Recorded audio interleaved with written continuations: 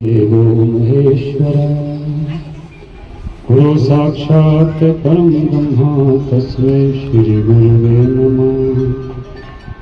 ध्यान मूलं गुरुमूर्ति पूजा मूलं गुरुपदं मंत्र मूलं गुरुवाक्यं मोक्ष मूलं गुरुकृपा। रामाय रामभद्राय रामचंद्राय वेदसे रघुनाथ नाथाय सीतापतये नमो नमः। वाक्यकारं वररुचिं भाष्यकारं पतंजलिं पाणिनिं सूत्रकारं च प्रणतोऽस्मि मुनित्रयम्। राम नाम की लूट है लूट सके सो लूट, अंतकाल पछताएगा जब प्राण जाएंगे छूट। कोई तन दुखी कोई मन दुखी कोई धन बिन रहते उदास, थोड़े थोड़े सब दुखी सुखी राम जी का दास। अपने अपने गुरु महाराज की जय, कृष्ण कन्हैया लाल की जय। आज अब इस समागम में जो एकत्रित हुए हैं, महाराज जी का गुरु जी का भंडारे के उपलक्ष्य में हुए हैं। हम गुरु जी के नाम का भंडारा दे देते हैं, लंगर खिला देते हैं। हमें गुरु के आचरण का भी अपने जीवन में कुछ न कुछ आचरण करना चाहिए। ये जो भंडारे होते हैं, गुरु जी की कोई भी स्मृतियां होती है, ये क्यों होती है? भोजन तो आप घर में भी खा सकते हो, भोजन तो आप संपन्न परिवार और रेस्टोरेंट में भी जा सकते हो, होटल में भी खा सकते हो। ये विशेष स्मृतियां इसलिए की जाती है, भंडारे का आयोजन जिस तरह से हमारे गुरुजनों ने आचरण किया है, भगवान की प्राप्ति के लिए नाम दान तप जो आपको दिया हुआ नाम है, उनका अनुसरण किस तरह से भगवान की प्राप्ति के लिए क्या कार्य करने चाहिए, इनका भी हमें उनका ध्यान देना चाहिए। जिनके कर्म हैं उनको देखते हुए अपने जीवन में वही कर्म ढालने चाहिए। इसीलिए हम इस तरह का भंडारे का आयोजन करते हैं। गुरु से हमें क्या सीखना चाहिए? हम कहते हैं भागवत सुनते हैं, पूरा भागवत 3 चीजों में है, सत चित और आनंद। सत चित आनंद में ही पूरा भागवत है, सत चित आनंद में ही पूरी सृष्टि है। देखो सत्य क्या है?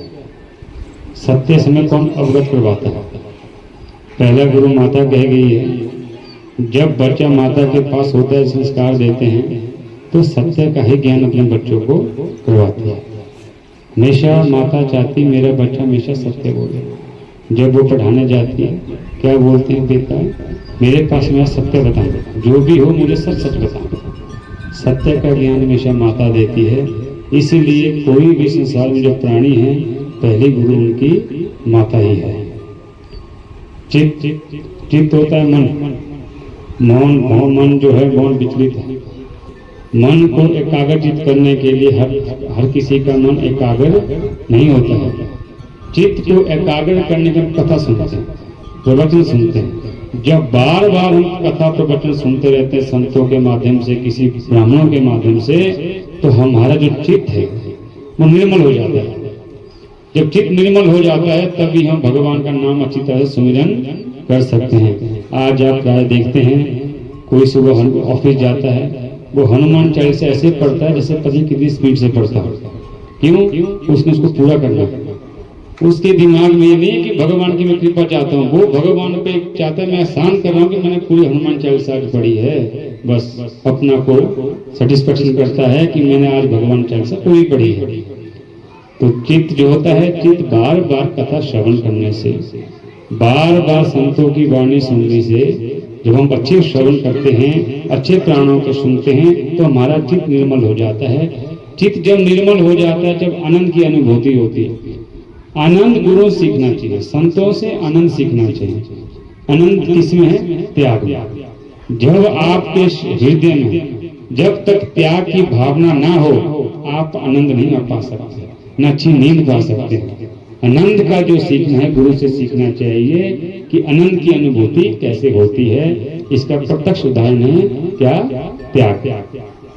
जब हमारे जीवन में त्याग आना शुरू हो जाएगा, हम आनंद रहना भी शुरू हो जाएगा।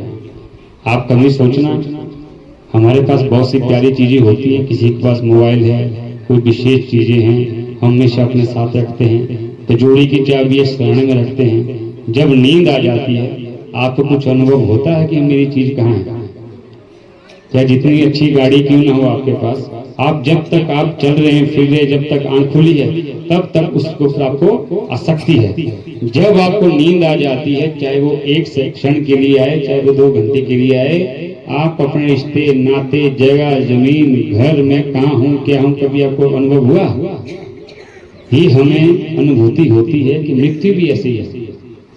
जितना मर्जी पकड़ के आप रख लो, एक दिन संसार सागर में जाना ही है हमें, तो सारी चीज ऐसी बिखरी हुई ही मिलेगी। जिस पे जिसका अधिकार होगा वो उसको अपने अधिकार में ले लेगा।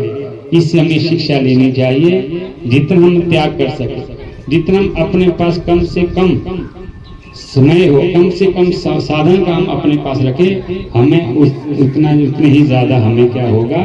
त्याग की अनुभूति होगी। जब हमें त्याग की अनुभूति होगी तो हमें आनंद की प्राप्ति होगी। पूरे जीवन में आनंद की प्राप्ति करना सबसे मुश्किल है। जो संत होते हैं ये आनंद की प्राप्ति करते हैं। क्यों? ये त्याग करते हैं। जो हमारे गुरुजी है ये त्याग करते हैं। जो संत होते हैं ये निर्लेप होते हैं। संत को किसे कहते हैं? कि निर्लेप। हम यहाँ पे कृष्ण भगवान का उदाहरण लेते हैं। भगवान कृष्ण को हम निर्लेप कहते हैं। क्यों? निर्लेप का अर्थ ये होता है जो लिप्यमान होने के बावजूद भी लिप्यमान ना हो। हमें कृष्ण भगवान तो दिख रहे हैं अयोध्या में जाते हुए, लेकिन वो अयोध्या वृंदावन में रहने के बावजूद भी वृंदावन में वो लिप्यमान नहीं है। हमें संतों से अच्छे आचरण, अच्छी भावना और जो संतों का दिया हुआ गुरु मंत्र है वो हमें अपने जीवन में ढालना चाहिए। हर चीज में भक्ति के नव प्रकार की भक्ति है। आप रामायण भी सुनते हैं, आप भागवत भी सुनते हैं। हम क्या कर रहे हैं? हम डट भगवान को प्राप्त करने की कोशिश करते हैं। जो भक्ति के नव चरण है उस पर हम कोई भी नहीं जा पाते। भक्ति का पहला जो संग है संतन कर संग। जब तक हम किसी गुरु और संत का संग नहीं करते तब तक भक्ति की प्राप्ति हमें हो नहीं सकती। दूसरा कथा पर संग। जब आप संत के पास बैठेंगे वो फालतू बातें नहीं करेगा। संत के पास बैठे वो ज्ञान वर्धक ही बातें करेगा। जब धीरे धीरे चित्त में वो ज्ञान हमारे बैठना शुरू हो जाएगा तब हमें कहीं भगवान की प्राप्ति का आनंद होगा। ये संसार सागर ये कोई किसी का नहीं है, एक दूसरे पूरक है। जो आप कभी देखना पति पत्नी है साथ क्यों रहते हैं? पत्नी पति की बात मान दे, पति पत्नी की बात माने तभी रिश्ता चलेगा। एक ही बात कोई नहीं माने तो रिश्ता नहीं चलेगा। इसका मतलब क्या है? एक दूसरे का जो हम व्यवहार है, इस व्यवहार के कारण ही रिश्ते चले।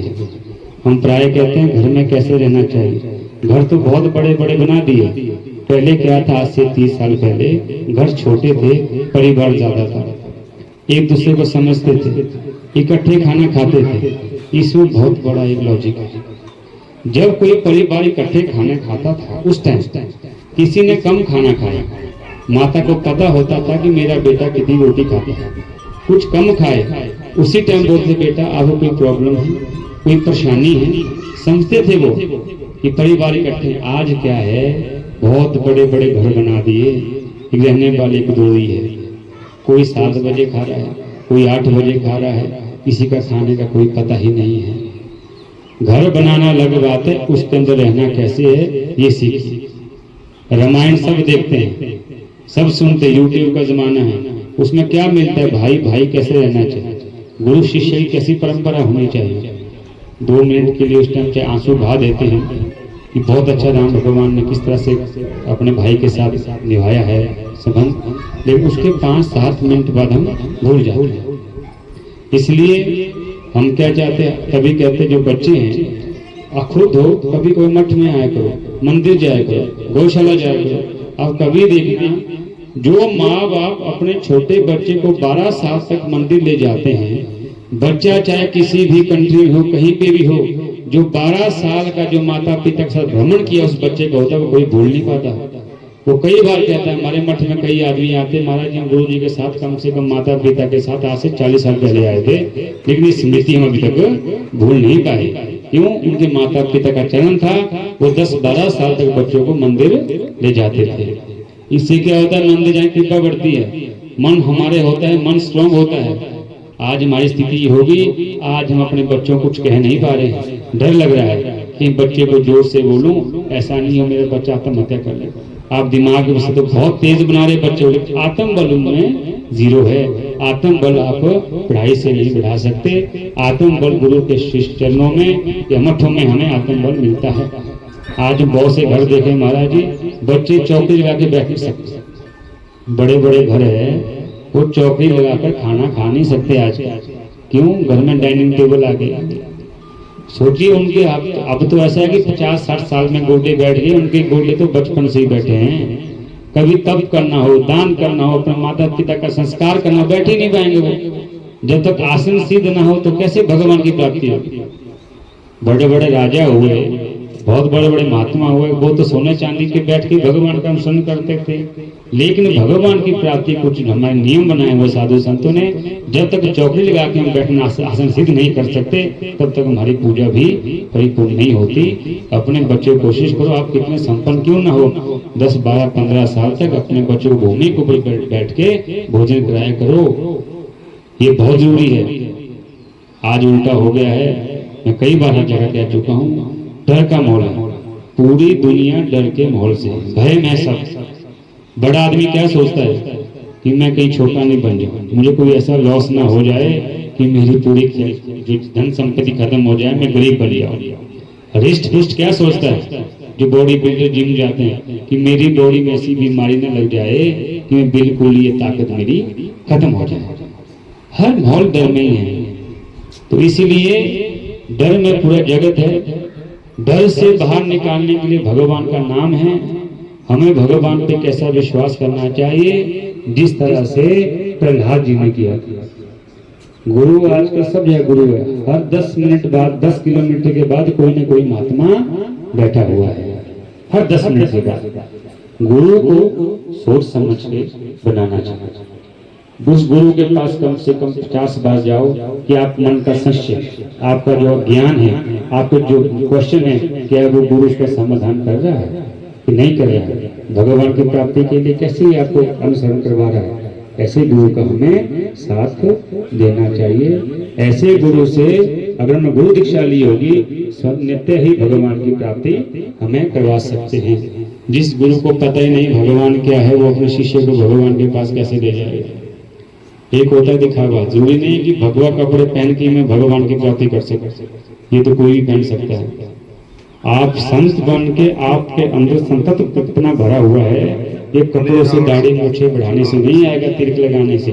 जितना आप भगवान का नाम का गुणगान श्रवण करोगे, जितना आप गुरु मंत्र का जाप करोगे, मंत्र का जाप करोगे, उतना ही आपके अंदर संतत्व की प्राप्ति होती है। छोटे से भजन के बारे में आपको मैं माध्यम से बता देता हूँ, फिर मैं अपनी वाणी को विराम दूंगा। जब भक्ति हमारे अंदर प्रवेश करती है तो हमारा जीवन किस तरह से अलग हो जाता है। सब आ जाता है, यूट्यूब का जमाना है, सब पढ़ लेते हैं 2 मिनट में क्या है। तो एक थोड़ा सा 4 लाइनें हैं।